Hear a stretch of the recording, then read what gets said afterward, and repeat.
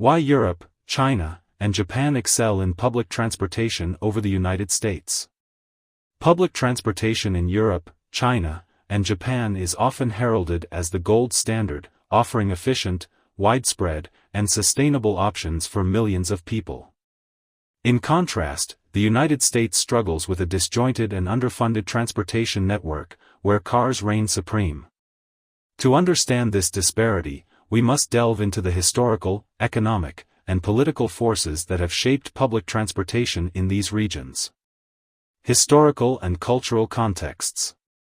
In Europe, China, and Japan, public transportation has been a central part of urban development for decades, if not centuries.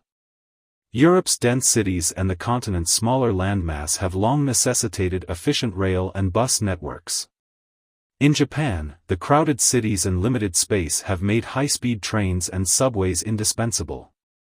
Meanwhile, China's rapid urbanization over the past few decades has led the government to heavily invest in public transit to manage its massive population. In contrast, the United States, with its vast expanses and suburban sprawl, developed around the automobile. The post-World War II boom saw the construction of highways and the growth of suburbs, where owning a car became synonymous with the American dream. This cultural shift towards car ownership has persisted, leading to the underdevelopment of public transportation networks. The Republican Party's prioritization of oil and automobiles. One of the most significant factors contributing to the underdevelopment of public transportation in the U.S. is the political influence of the oil and automotive industries, particularly within the Republican Party. For decades, the party has prioritized policies that favor these industries, often at the expense of public transit. The GOP's focus on deregulation and tax cuts for corporations has allowed oil companies to profit immensely, while simultaneously undermining efforts to expand public transportation. Fracking, offshore drilling, and the expansion of pipelines have all been championed by Republicans as ways to secure America's energy independence, but these policies have also ensured the continued dominance of fossil fuels. Moreover, the automotive industry's powerful lobby has successfully fought against fuel efficiency standards, electric vehicle incentives, and investments in public transit. This symbiotic relationship between oil, automobiles, and Republican policies has perpetuated America's reliance on cars, which not only harms the environment but also limits mobility for those who cannot afford a vehicle. The impact on American society. The consequences of these policies are stark.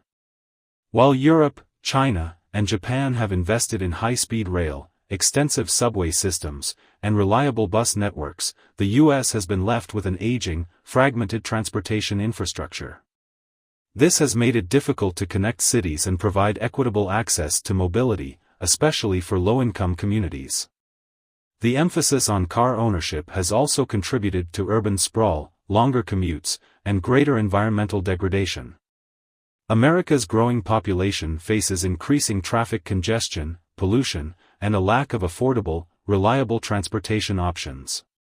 This dependence on cars has not only hindered the country's ability to reduce carbon emissions but has also exacerbated economic inequality. The role of democracy and autocracy. Despite these challenges, the United States is often considered the world's greatest superpower, largely due to its democratic values and freedoms that many autocratic countries lack. However, this distinction has not translated into better public transportation for all Americans.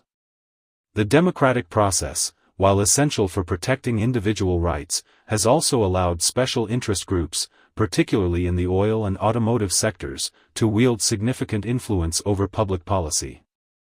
In contrast, countries like China, where the government can implement large-scale infrastructure projects without the same level of public debate or opposition, have been able to rapidly develop and modernize their transportation networks. While democracy is undoubtedly a strength, it also requires vigilance to ensure that it serves the public good rather than the interests of a powerful few. The future, Joe Biden's Build Back Better plan. President Joe Biden's Build Back Better plan represents a significant opportunity to address America's transportation woes. The plan includes substantial investments in public transit, electric vehicles, and infrastructure aimed at reducing carbon emissions and connecting cities more effectively. If fully implemented, these initiatives could help to reverse decades of underinvestment and reduce the country's reliance on cars and fossil fuels. However, the success of Biden's plan is far from guaranteed. The powerful oil and automotive lobbies, along with their allies in Congress, are likely to resist efforts to transition away from fossil fuels and car-centric policies.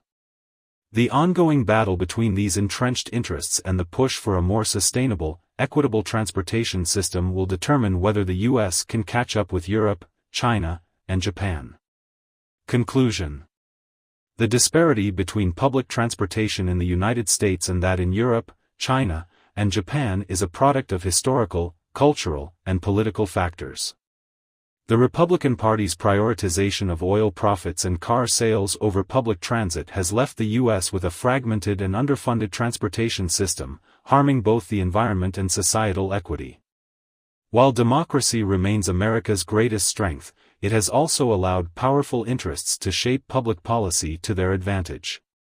As President Biden's Build Back Better plan seeks to modernize America's infrastructure and reduce its carbon footprint, the future of public transportation in the U.S. hangs in the balance. The outcome will determine whether the country can finally join the ranks of those with world-class transportation systems or continue down a path of car dependence and environmental degradation.